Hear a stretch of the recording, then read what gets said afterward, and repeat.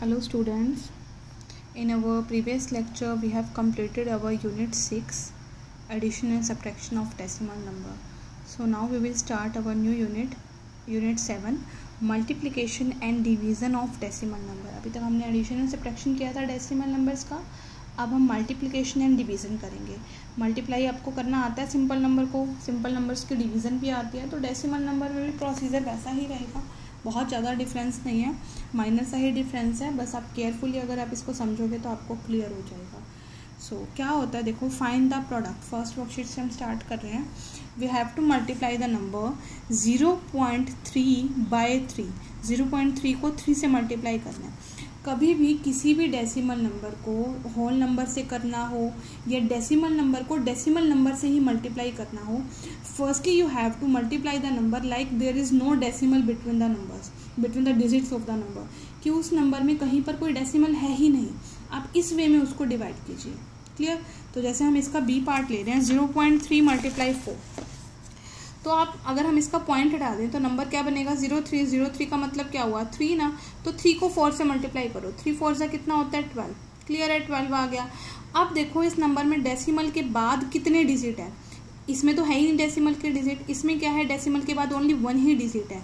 तो आपका जो आंसर आया था उसमें भी आप पीछे से ओनली 1 डिजिट छोड़कर डेसिमल लगा दोगे. इसमें भी पीछे से 1 डिजिट छोड़कर ही डेसिमल है ना, तो इसमें भी लास्ट से 1 डिजिट छोड़कर डेसिमल लगा दोगे तो डेसिमल यहाँ लग जाएगा.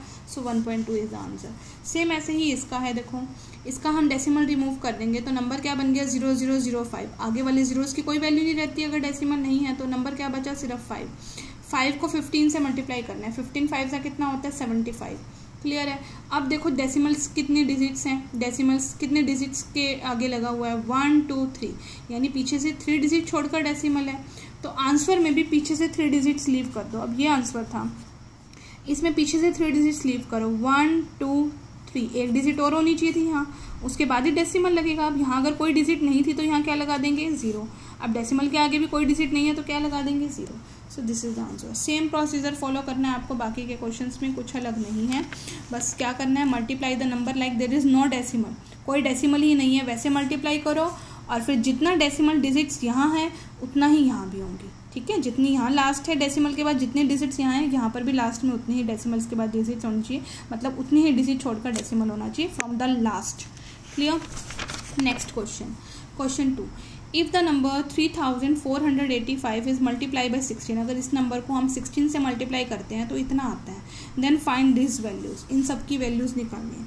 अब आपको देखो, अगर आप ध्यान से देखो द नंबर क्या है 3485 और उसको किससे मल्टीप्लाई किया 16 से, तो यहाँ भी तो यही नंबर है 3485 multiply by 16, 3485 multiply by 16, 3485 multiply by 16. Same है. देखो सिर्फ फ़र्क क्या हुआ है कि ये विदाउट डेसिमल था ये नंबर, बट इन सब में हमने अलग अलग जगह पर डेसिमल लगा रखे हैं, सिर्फ इतना सा डिफरेंस है. तो प्रोसीजर जैसा हमने फर्स्ट क्वेश्चन में फॉलो किया था सेम वैसा ही हम इसमें भी फॉलो करेंगे. कि हम क्या करते थे, अगर हमें किसी भी डेसिमल नंबर को सिंपल नंबर से मल्टीप्लाई करना होता था तो सबसे पहले हम क्या, अगर सपोज हमें इस क्वेश्चन को सॉल्व करना है तो हम क्या करेंगे, सबसे पहले डेसिमल ही रिमूव कर देंगे. तो नंबर क्या बना 3485, उसको हम 16 से मल्टीप्लाई करके देखेंगे कि कितना आया, तो वो तो वैल्यू हमें ऑलरेडी गिवन है कि अगर हम डेसिमल रिमूव करके मल्टीप्लाई करते हैं तो आंसर ये आता है. उसके सेकंड स्टेप क्या होता था कि जो आंसर आया है उसमें भी डेसिमल की उतनी ही डिजिट होंगी जितनी क्वेश्चन में थी, तो यहाँ पर भी पीछे से 1 डिजिट छोड़कर डेसिमल है. दैट मीन्स आंसर में भी 1 डिजिट छोड़कर डेसिमल आएगा. क्लियर. ऐसे ही अब इसमें भी मल्टीप्लाई करके तो नंबर तो यही आना था ना, क्योंकि डिजिट सेम है हमारी. बस फ़र्क क्या है कि यहाँ 2 डिजिट छोड़कर डेसिमल है तो यहाँ पे 2 डिजिट छोड़कर decimal. Same for the other parts. After this worksheet 2 भी बिल्कुल इसके जैसी है, कोई अलग नहीं है वर्कशीट 2. Find the product. जैसा मैंने आपको अभी बताया था कि चाहे डेसिमल नंबर की सिंपल नंबर के साथ मल्टीप्लिकेशन हो या फिर डेसिमल नंबर की डेसिमल नंबर के साथ ही मल्टीप्लिकेशन हो, आप उसको ऐसे मल्टीप्लाई कीजिए जैसे डेसिमल है ही नहीं. जैसे हमारा नंबर है 0.2 एंड 0.3, अगर हमने इसका डेसिमल रिमूव कर दिया तो नंबर क्या बना 2, इसका रिमूव कर दिया तो 03, मतलब 03 का मतलब 3 ही तो होता है ना. अगर 1.3 होता तो वो 13 हो जाता, बट 03 का मतलब 3 ही होता है, तो मतलब 2 को 3 से मल्टीप्लाई किया 6. अब डेसिमल डिजिट्स देखो कितनी है, यहाँ पीछे 1 डिजिट छोड़कर डेसिमल है, यहाँ भी पीछे 1 डिजिट छोड़कर डेसिमल है, मतलब कितनी डिजिट पीछे से हमें छोड़नी है 2 डिजिट लीव करनी है. तो आंसर था 6 में लास्ट से 2 डिजिट छोड़कर डेसिमल, 1 डिजिट लीव कर दी, 1 और लीव करनी है एंड देन डेसिमल आएगा।